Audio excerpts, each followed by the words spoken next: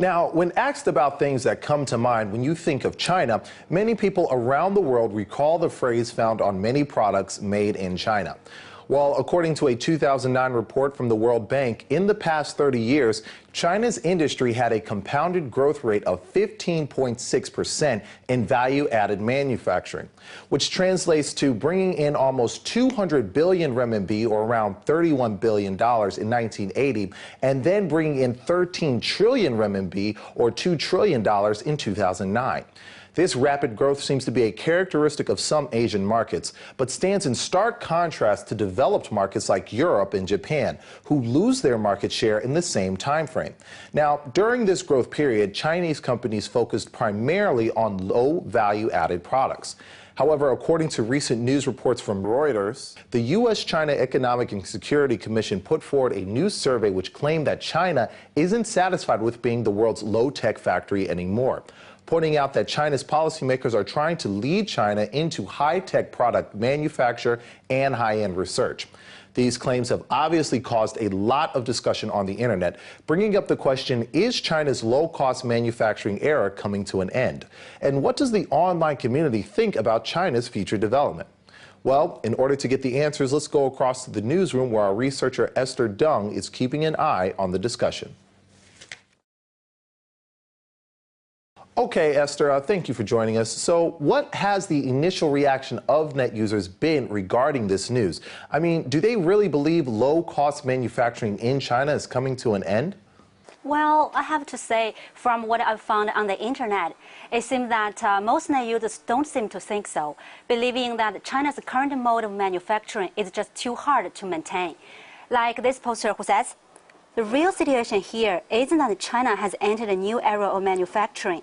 It's the fact that the current model can't be sustained anymore. And also last year, Professor Hu Yong of Peking University expressed a similar opinion, saying, the golden period of made in China is coming to a close. So what can we do now?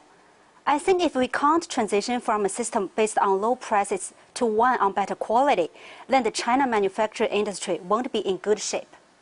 Okay, well, it seems as though the online community is taking somewhat of a glass half empty stance on this. Based on what you're telling me, it sounds like they really have a lack of confidence in the manufacturing industry. But why do you think that is? Is the online community really pessimistic towards China's manufacturing industry? Well, it's not like they aren't confident. They are just being cautious, and they have reasons to be.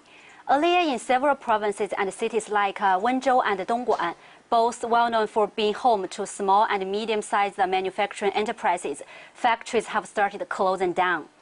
And according to local reports, the main reasons were shrinking international demand and higher costs.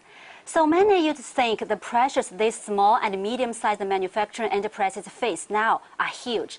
Like this poster from Sina.com saying, you see, if the enterprises only know how to copy and how to do work without being able to create, then this is the result. While some users also believe the quality is a point, saying, just like the milk scandal, if the quality of the product is bad, who would buy more? However, this poster from ftchinese.com thinks China's manufacturing industry won't be going anywhere soon, saying, I have no doubt that China is competitive in some niche markets with low prices and good quality products. But the question is, how long would such an advantage last?